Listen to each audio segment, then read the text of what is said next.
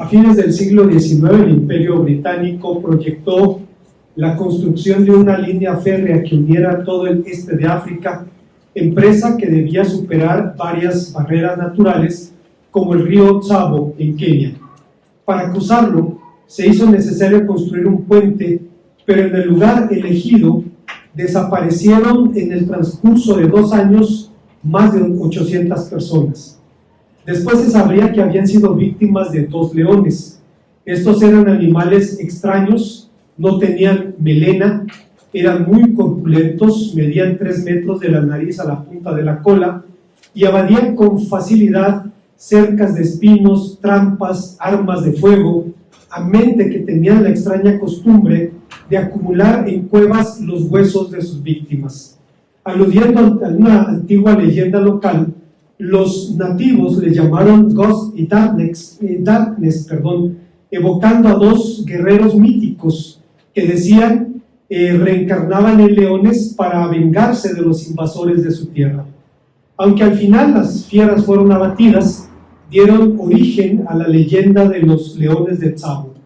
Historias como esta explican por qué en África existen proverbios como aquel que dice: el hombre teme 3 veces al león. Le teme cuando descubre sus huellas, le teme cuando oye su rugido y le teme cuando lo ve. En la Biblia, el león es una figura poderosa, personifica a pueblos y a enemigos intimidantes. Tal era el temor que inspiraba que en la lengua del Antiguo Testamento existen 7 nombres para hablar del león. Aunque con el tiempo las alusiones a los leones se fueron desvaneciendo en la Biblia, su nombre permaneció como un símbolo de un enorme peligro físico o espiritual. Con esa figura en mente, el apóstol San Pedro señala 3 armas con las que el cristiano puede luchar y salir indemne en esta lucha espiritual. Veamos cuáles son. Antes, hermanos, de pensar en las enseñanzas de nuestro pasaje, quisiera comentar con ustedes una experiencia que cuenta el hermano Carlos Guerrero. Él dice que aquí en la ciudad de Querétaro, donde está la Alameda Central, antes no estaba cercada y había un zoológico adentro. Había unas jaulas dentro de la Alameda con algunos animales famélicos y entre ellos algunos leones. El hermano vino un día de un viaje fuera de la ciudad, llegó a la antigua central camionera que estaba enfrente de la Alameda y, no queriendo rodear el lugar, decidió cruzarlo, y era de noche. Y dice, venía sumido en sus pensamientos cuando de pronto escuchó a centímetros de su oído un terrible golpe y un rugido. Sucedió que uno de los leones pensó que había llegado su Uber Eats, y cuando vio que el hermano pasó por allí, se le echó encima y solo la malla lo pudo contener. Dice el hermano, cuando vives eso no te puedes mover. Dice, te quedas paralizado por el terror. Hasta donde sé, es el único miembro de esta iglesia que ha sufrido un ataque malicioso por un león en grado de tentativa. Pero dice el hermano, pero es una experiencia aterradora, dice, no se la recomiendo a nadie. Con esto en mente, hermanos, podemos recordar la razón por la cual el apóstol San Pedro, en un tiempo de crisis para la iglesia, prefigura la lucha contra el adversario como la lucha contra un depredador feroz. Pero afortunadamente, bendito sea Dios, el apóstol también nos señala 3 armas con las cuales podemos pelear y salir indemnes en esta lucha. La primera de ellas, dice el apóstol, es humillarnos bajo la mano de Dios. En su segunda carta a los Corintios, el apóstol San Pablo habría dicho que las armas de nuestra milicia no son carnales, sino poderosas en Dios para derribar fortalezas. También había dicho en su carta a los Efesios que en la armadura de Dios hay elementos defensivos y elementos de ataque. Hay elementos pasivos y hay elementos activos. Y la humildad es un elemento de protección. La primera carta de Pedro es uno de los documentos más cálidos del Nuevo Testamento. Es una de las más hermosas piezas de la literatura cristiana en tiempos de persecución. Ha sido descrita con los adjetivos afectuosa, amante, modesta, humilde, a pesar de que algunos comentaristas bíblicos dicen que Pedro estaba haciendo aquí el papel de predicador de la humildad. Y es que no puede dejar de asombrarnos que el apóstol San Pedro habla de humildad y paciencia, dada la imagen que tenemos de él en los relatos evangélicos. En ellos, en esas porciones de las Escrituras, su personalidad se manifiesta en impulsividad, protagonismo, arrojo e incluso cierta propensión a la violencia. Si usted recuerda, fue el único que metió las manos para tratar de defender al maestro. Dice la palabra de Dios, cuando alguien se atrevió a ponerle una mano encima al maestro, el hombre sacó una espada y tiró el primer golpe.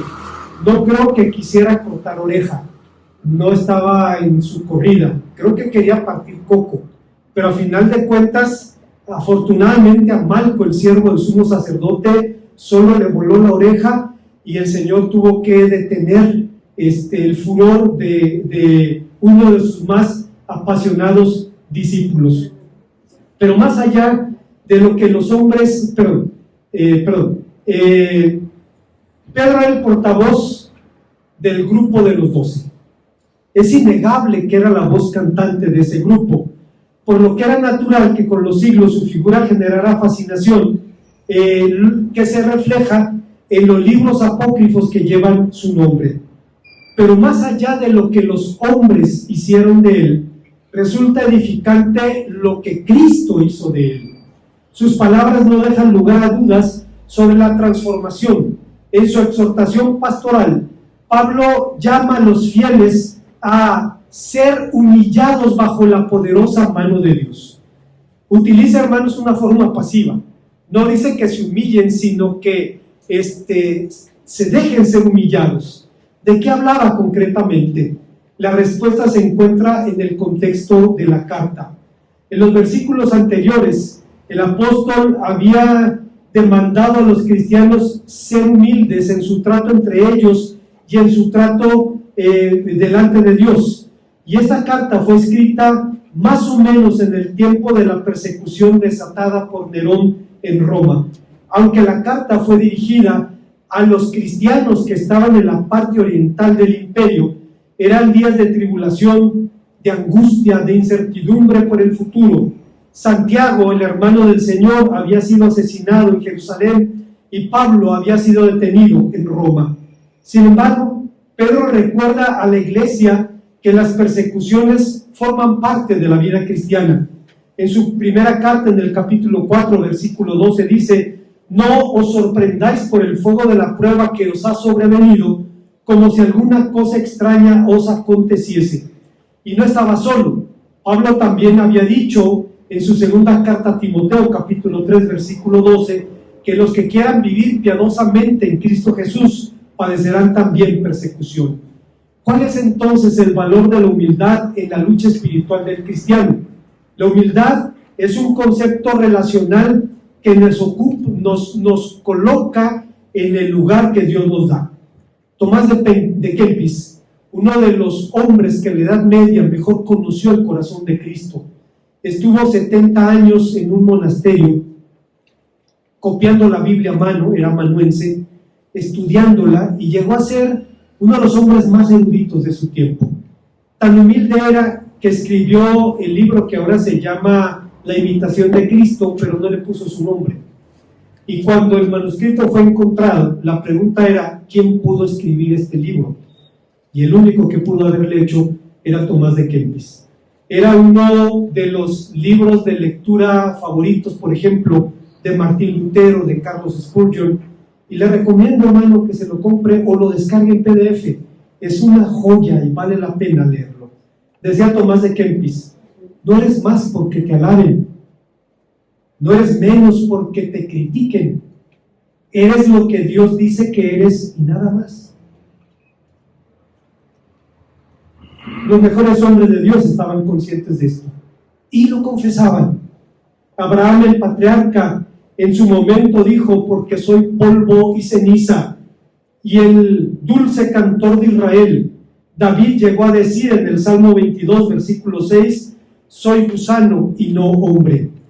Cuando cito este pasaje de Génesis 18:27, donde el patriarca Abraham dice, porque soy polvo y ceniza, recuerdo una anécdota judía que he contado en alguna otra ocasión, que dice que en algún momento en una sinagoga se disponían a celebrar el Yom Kippur, el Día del Perdón, y entonces el rabino entró a la sinagoga, se puso en pie frente al arca de la ley, el gabinete, el ropero donde se guarda el rollo de la ley, y empezó a golpearse el pecho y a decir, repitiendo las palabras del patriarca, porque soy polvo y ceniza, porque soy polvo y ceniza. El cantor de la sinagoga lo vio hacer eso, se puso detrás del rabino y empezó a golpearse el pecho a decir, porque soy polvo y ceniza, soy polvo y ceniza.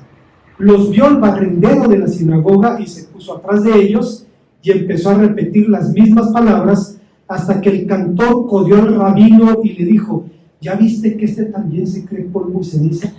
Hermanos, se puede hacer de la humildad motivo de alarde, motivo de vanagloria. Así es que Tomás de Kempis decía, no eres más cuando te alaban y eres menos cuando te critican, eres lo que Dios dice que eres y nada más. Un autor judeocristiano de origen rumano contaba que mientras llovía, un político preguntaba a un obispo, ¿qué puedo hacer para obtener sabiduría para gobernar este país? El obispo le dijo, salga la lluvia y quédese con la cabeza mirando hacia arriba durante media hora. El político salió, se paró en la lluvia y empezó a ver cómo caía del cielo, y cuando regresó donde estaba el obispo, le preguntó, ¿Dios le dio alguna instrucción sabia? El político estaba furioso y dijo, lo único que podía pensar mientras estaba parado con la cara hacia la lluvia es que soy un tonto. Y el obispo le dijo, bueno, para hacer su primer esfuerzo ha hecho un descubrimiento bastante interesante. La verdad, hermanos, es que la exaltación propia es la esencia misma del pecado. Todo lo que conocemos como maldad, todo lo que conocemos del adversario, no es otra cosa que soberbia, exaltación propia, pecado. Y por eso la Biblia nos llama a la humildad, porque nos coloca en el flujo de la gracia de Dios. Dios resiste a los soberbios, dice en el capítulo 5, versículo 5, y da gracia a los humildes. Bien se ha dicho que si no hubiera ninguna otra razón para ser humildes, esta debería ser suficiente. Pensemos nada más en esto: el Dios Todopoderoso, que se opone a nuestro orgullo y decide quebrantarlo, puede contrastarse con el Dios Todopoderoso, que es impotente para resistir a un corazón contrito y humillado. Cuando usted y yo vamos con esa actitud delante de Dios, podemos recordar las palabras del salmista David en el Salmo 51, que la versión popular dice, porque no desecharás tú, oh Dios, un corazón hecho pedazos. Hay una segunda enseñanza en este pasaje. Estamos hablando de las armas en contra del depredador, y el apóstol nos dice que la segunda arma es echar sobre Dios toda nuestra ansiedad. La ansiedad define el estado de intranquilidad y preocupación, incluso distracción, que genera las dificultades de la vida. Usted recordará que el Señor Jesucristo en el Sermón del Monte habla del tema. No os afanéis diciendo que comeremos, que beberemos, que vestiremos, y es la misma palabra que utiliza aquí. Ansiedad significa ser tirado en diferentes direcciones, tener una mente dividida.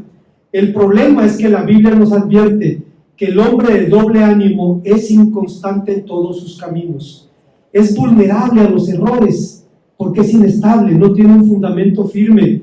Pues la ansiedad no solo genera problemas físicos y emocionales, genera también conflictos espirituales. Uno de ellos amenaza una de las columnas fundamentales de la vida cristiana, y es la fe.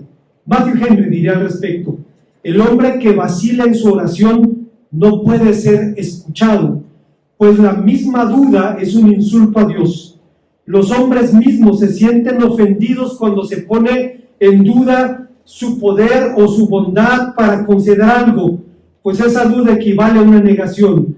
Cuando se duda del Dios infinito en poder y en bondad, el insulto es tremendo, pues equivale a cerrar las puertas a la omnipotencia divina. No piense, dice la Biblia, que quien ora así recibirá algo. Es decir, si una persona ora o tentando a Dios, o viendo si realmente Dios es Dios para contestarle, es muy difícil, a menos que en su misericordia y en su paciencia Dios tolere nuestra ignorancia. Pero alguien que se supone que conoce la palabra de Dios no puede actuar así. Si como se piensa, el motivo de las palabras del apóstol fue la persecución de Nerón, los cristianos descubrieron, incluso lejos de Roma, que su posición era vulnerable.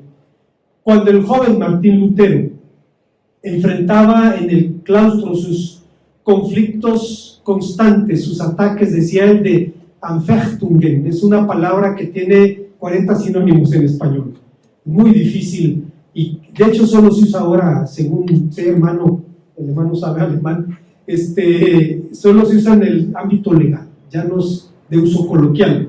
Eran ataques de depresión constantes, y entonces acudía al padre Johann von Staupitz, que era su confesor, quien le advirtió que no intentara luchar con el adversario, pues tiene mucha práctica, tiene miles de años de experiencia, y una de sus tácticas predilectas es el desánimo. Esto es cierto incluso en las luchas entre los hombres. Uno de los estrategas más grandes de la historia, el general Sun Tzu, un general chino que vivió hace 1000 años, dice en El arte de la guerra: el guerrero que domina el arte de la guerra vence a los otros sin pelear, conquista ciudades sin sitiarlas y domina al enemigo con rapidez. Dice, de eso se trata, de lograr la victoria con el menor de los esfuerzos.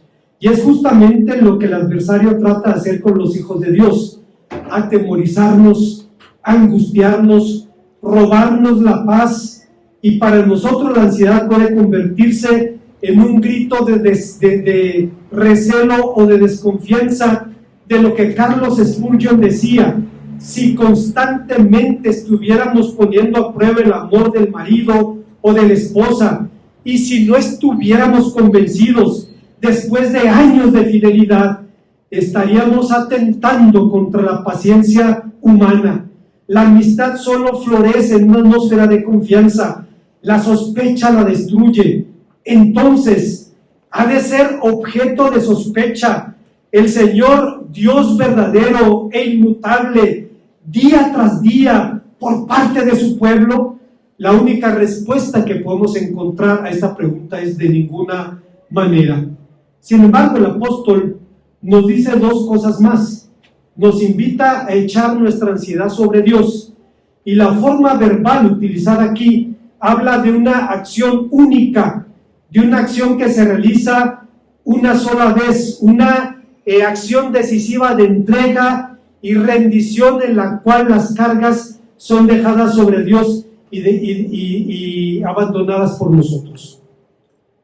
Hace muchos años, hermanos, tuve la necesidad de acompañar a personas a quienes estaba testificando en la Ciudad de México, a grupos de AA, y en Michoacán también. Y recuerdo que en AA se hablaba de la necesidad de cortar con el ciclo del alcohol, que es uno de los problemas del alcohólico. Después veremos, hermanos, que hay borrachos secos, personas que actúan como borrachos sin una gota de alcohol en su cuerpo. Bueno, el primer paso obviamente es cortar con el alcohol. Y decían, pero tienes que hacerlo de una vez, no en abonos. Cuando llevas una mascota a que le corten la cola a la veterinaria, no dices, pobrecito, córtele 1 centímetro nada más, le va a doler. Y a los 15 días regresas para que le corten otro. No, dices, se le corta de una sola vez, se acabó el problema. Dice, así tiene que ser. Cuando el apóstol San Pedro dice, echando toda vuestra ansiedad sobre Él, habla de un solo movimiento. No es compartir la carga con Él, es dejarla sobre Él. Y una segunda cosa que nos dice es que nos recuerda que Dios tiene cuidado de nosotros. El Dios de la Biblia ama a sus hijos y promete cuidar de ellos. Como alguien dijo, hay el afán de la ansiedad en las palabras echando vuestro afán sobre Él, y hay el afán del cuidado en las palabras Él se afana por vosotros. Frente a nuestro afán lleno de ansiedad, tenemos el afán afectuoso y siempre presente de nuestro Dios. Quien escribió esto hablaba inglés y estaba citando una versión inglesa que expresa esta idea de esa manera. Con su conocida perspicacia, William MacDonald decía sobre este texto: es posible vivir una vida larga, muy larga vida como creyente, y sin embargo nunca aprender a echar nuestra ansiedad sobre el Señor. Podemos memorizar versículos y predicarlos a los demás, y no obstante jamás llevarlos a la práctica en nuestra vida. Sabemos teológicamente que Dios cuida de nosotros, que está interesado en nuestros asuntos y que es capaz de tener cuidado de las ansiedades más grandes que podamos imaginar.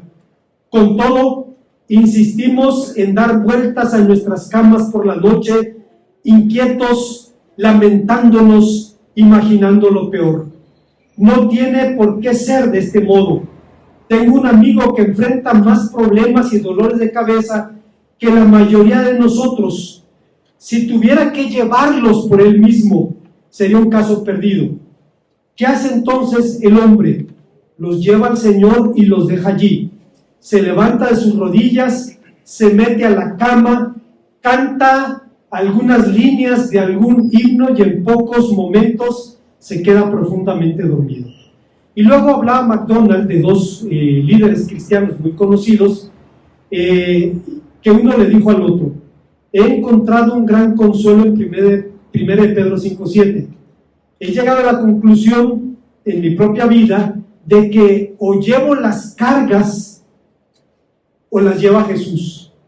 No podemos llevarlo los dos. Y he decidido que las lleve Él. He decidido echarlas sobre Él. El amigo decidió probar y escribió: fui a mi habitación y comencé a orar.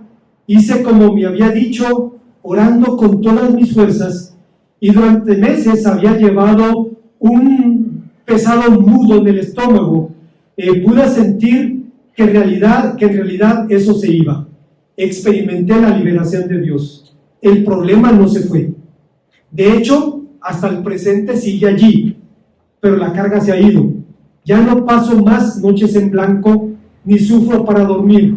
Puedo enfrentar honestamente las cargas con un espíritu gozoso y con gratitud en el corazón. Hermanos, algo tan esencial, tan básico, forma parte de los desafíos más frecuentes de los cristianos, de querer llevar nosotros las cargas, cuando el Señor Jesús dice que hagamos exactamente lo contrario, que podamos descansar de esa manera en Él. Hay una tercera y última enseñanza en este pasaje. Estamos hablando de las armas que Dios nos da para enfrentar a un depredador feroz, y la última que nos da, según este pasaje, es ser sobrios y velar. Se cuenta de un famoso guitarrista que fue invitado a África a ofrecer un concierto. Tomó su avión, pero este se estrelló en medio de la sabana y solo sobrevivieron el guitarrista y su guitarra. Como pudo, el hombre salió del avión y entonces se dio cuenta que se le acercaba un león con cara de hambriento, luego otro y otro más. El guitarrista se acordó entonces que había leído que la música domina a las fieras y temblando empezó a tocar. Los leones se calmaron, se acostaron a su alrededor y el hombre se tranquilizó hasta que de repente otro león llegó furioso, lo atacó y empezó a devorarlo. Y uno de los leones le dijo al otro: ¿ves? Te dije que el sordo nos iba a echar a perder el concierto. Cuando hablamos, hermanos, de los ataques del depredador, estamos hablando de que arruina mucho más que conciertos. Arruina vidas, familias, sociedades, arruinaría al mundo, al universo entero, si se le permitiera. No se presenta como el depredador que es, se presenta vestido como ángel de luz, y por esa razón el apóstol nos exhorta a practicar el dominio propio y estar alertas. Ciertamente nos ha llamado a descargar la ansiedad sobre el Señor, pero previendo que esto nos llevara a la indolencia, nos recuerda ahora el valor de la vigilancia y del dominio propio.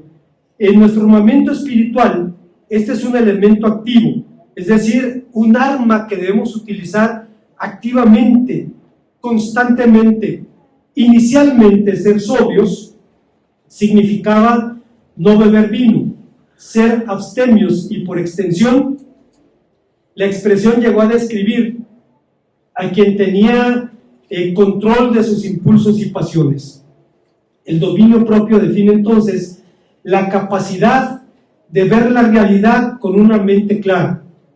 Un cristiano sobrio es aquel que ha logrado el dominio propio, pero no por la fuerza de su carácter o de su personalidad o de su voluntad, sino por el poder del Espíritu Santo. No es un borracho seco. Un borracho seco son aquellas personas que se retiran del alcohol, no beben una gota y actúan como intoxicados. Porque el problema del alcoholismo tiene una raíz emocional. Y de pronto la persona enfrenta situaciones de crisis y empieza a actuar como si estuviera intoxicado. Recuerdo, con todo respeto para el señor presidente, ex presidente Bush, que después de un pasado de alcoholismo se metió a la política, y recuerdo a mi amigo Bruce que decía: ¿por qué no siguió del alcoholismo? Hubiera sido feliz él y hubiera hecho feliz a la humanidad, decía. Mi hermano era enemigo mortal del presidente Bush, y tenía un dicho: lo que es malo para Bush es bueno para Bruce, decía él. Pero en algún momento, hermanos, se dio cuenta que estaba cargando odio en su corazón, y dice: esto ya no es sano. Un día lo operaron en un hospital que está allá al lado de los bomberos, y mi esposa y yo fuimos a visitarlo, y estaba con los brazos en cruz en su cama y con la servilleta en la cara. Hermano, nos dimos el espantada de nuestra vida, ¿no? ¿Qué pasó con Bruce? Yo creo que sintió que alguien estaba allí y se quitó la servilleta, y lo primero que nos dijo fue: estaba dándole gracias a Cristo porque me quitó este odio. Si no puedes vivir con él. Odiar es tomar veneno queriendo que el otro se muera. Dice: yo le doy gracias a Dios porque me di cuenta que me estaba envenenando y no es posible vivir así. Un hombre que es sobrio, decíamos, no es un borracho seco, es aquel que con su entrega y constancia desarrolla lo que Harry Blamers, un discípulo de C.S. Lewis, llamaba una mente cristiana. Él decía: una mente cristiana es una mente entrenada, informada y equipada para manejar la información dentro de un marco de referencia constituido por presuposiciones cristianas. Cultiva la perspectiva eterna, es decir, sabe que esta vida es una experiencia inconclusa que nos lleva, que nos sirve de preparación para la vida venidera, que este mundo no es nuestro verdadero y último hogar. Una mente cristiana es consciente del mal, de que este mundo es un campo de batalla en la lucha del bien y del mal. Una mente cristiana se atiene a la verdad revelada, es decir, la realidad es tal como la define la palabra de Dios, como Dios la da a conocer. Una mente cristiana acepta y se somete a la autoridad completa y final de Dios, tal como se revela en su palabra. Y finalmente, una mente cristiana realza la importancia de la persona y sostiene un concepto bíblico de su dignidad como criatura de Dios. Velar entonces significa concretamente estar despiertos. Con este doble consejo, Pedro estaba diciendo, en otras palabras, lo que dijo el general inglés Oliver Cromwell a sus tropas: confíen en Dios y mantengan la pólvora seca. Es decir, hay una parte que le toca a Dios, pero lo que te toca a ti la tienes que hacer. La razón de la adversidad salta a la vista.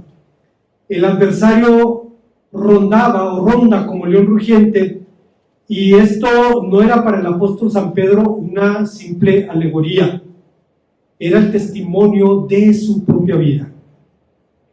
30 años atrás, cuando el Señor Jesús dijo a sus discípulos: esta noche se cumplirá la profecía que dice, heriré al pastor y el rebaño será dispersado. Pedro dice: Señor, si todos te dejaren, yo no te dejaré. Pedro, ¿le vas a dejar? Y todos juraban lo mismo, hasta que el Señor le dice: Simón, Simón, Satanás te ha pedido para zarandearte como trigo, pero he rogado por ti, para que tu fe no falte. Lucas 22, 31 al 32. Todavía el atrevido apóstol contradijo al maestro, pero después de esa noche aprendió a escucharlo con mucho cuidado. Resulta además interesante que para describir al adversario el apóstol utilice dos términos significativos. Lo llama el acusador, nombre que describe al fiscal en un proceso judicial, y lo llama también diabolos, que significa el calumniador. La Biblia habla ampliamente de estos últimos asuntos. Habla de cómo el adversario acusaba, por ejemplo, al sacerdote Josué delante del Señor, y cómo por orden de Dios sus ropas sucias fueron cambiadas por ropas limpias. Y habla también de cómo acusaba a Job en el capítulo versículo 6. Y hermanos, dice la palabra de Dios que le dijo al Señor algo terrible: Job te sigue por interés, y tú compras el amor de los hombres con tus favores. Se lo dijo a Dios. Todo es inmundo para el inmundo. Dice la Biblia que hasta este día está delante de Dios acusándole a usted y acusándome a mí de noche y de día. Apocalipsis capítulo 12, versículo número 10. Durante las expansiones territoriales de México y Estados Unidos, hasta encontrarse en la frontera, en la última frontera, ambas naciones descubrieron que las tribus indígenas, tribus como los Sioux, Cheyennes, Apaches, Comanches, eran rivales formidables, no solo por la fiereza y el número de sus guerreros, sino por su forma de pelear. No combatían de acuerdo a los estándares europeos de guerra, utilizaban con mucha flexibilidad tácticas y estrategias que a los militares les llevan años aprender en las academias. Ellos decían que habían aprendido a pelear con el sol y las montañas a las espaldas. Escogían los lugares, el clima, el momento del día, peleaban con la guerra de nervios, fingían ataques nocturnos, etc. El adversario hace exactamente lo mismo con los hijos de Dios. Tiene sus lugares y sus horarios favoritos. A decir de Martín Lutero, cuando terminaba su día, y hermanos, murió 60 y tantos años, relativamente joven todavía, pero empezaba su día orando 4 horas. 4 horas. Y se dedicaba a enseñar, a predicar, a cantar, a traducir. Tenía una vida imposible. Platicaba con el hermano Luis Manuel Sánchez, el doctor Sánchez, sobre la traducción que hizo Lutero del Nuevo Testamento.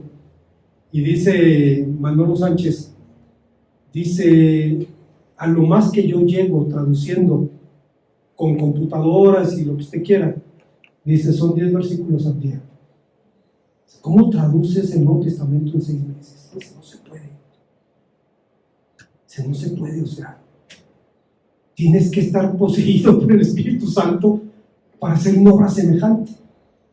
Y lo hizo. Bueno, después de terminar sus días agobiado, decía Lutero, llegaba a la cama y descubría que alguien lo estaba esperando en la almohada y no era su esposa. Dice, era el adversario. Y en esa hora empezaba a fastidiarlo. ¿Y si te atrapan tus enemigos? ¿Y si te enfermas? ¿Y si te mueres? ¿Y si le pasa algo a tu familia? Y hermanos, empezaba a construir castillos sobre el aire, agobiado por esa razón.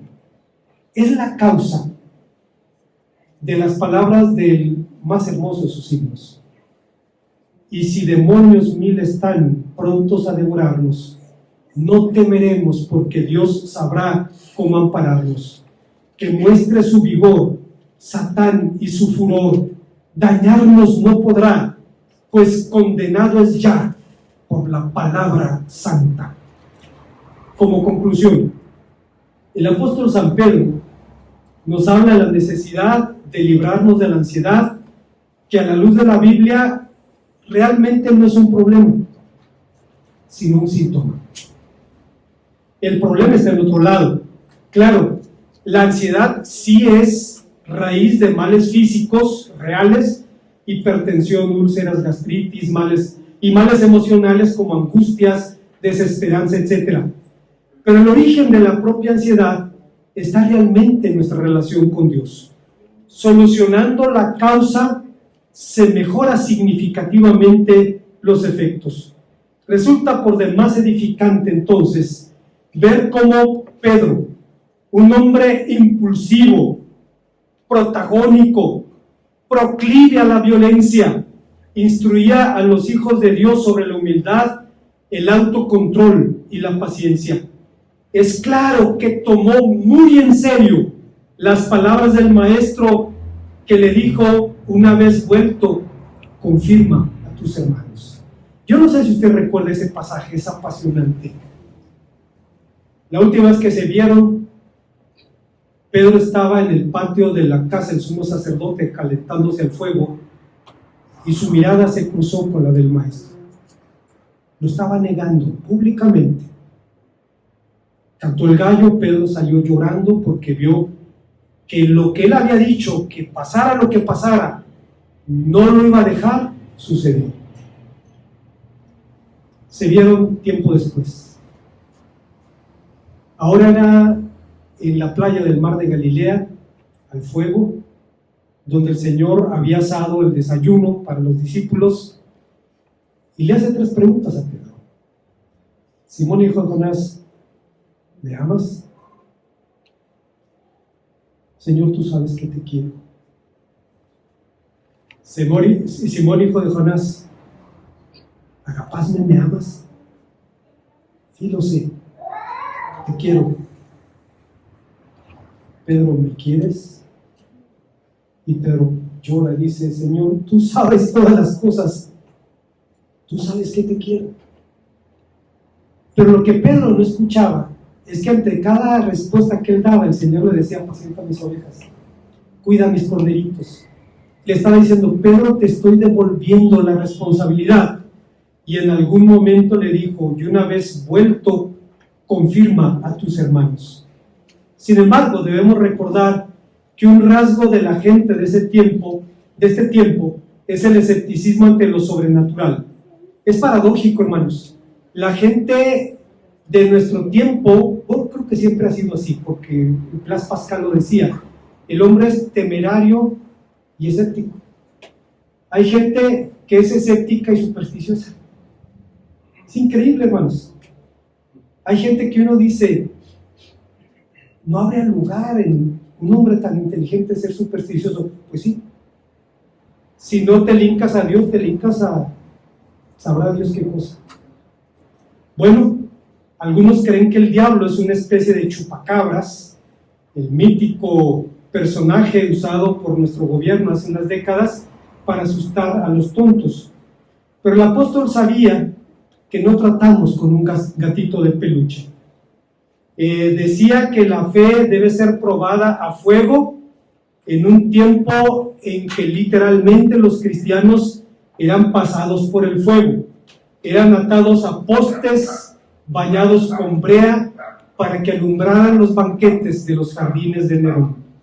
A decir de Eusebio de Cesarea, el historiador eclesiástico, fue la primera vez que un emperador se declaró enemigo del culto a Dios.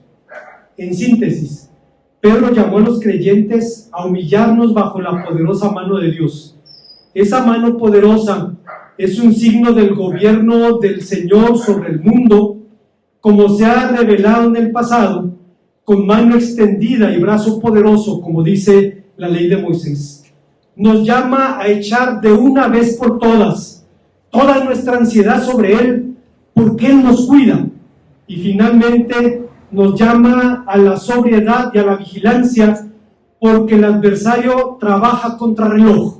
Sabe que sus días están contados desde la cruz de Cristo. Un último detalle: el apóstol hace todas estas exhortaciones en plural, porque está hablando a comunidades cristianas que necesitaban entender que debían enfrentar esos ataques unidas. Y la razón es clara.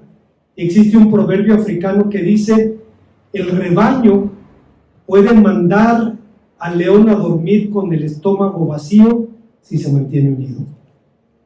Ustedes saben que el depredador ataca al rebaño para separar al joven, al débil, al viejo, pero si el rebaño se mantiene unido, puede irse con la panza vacía.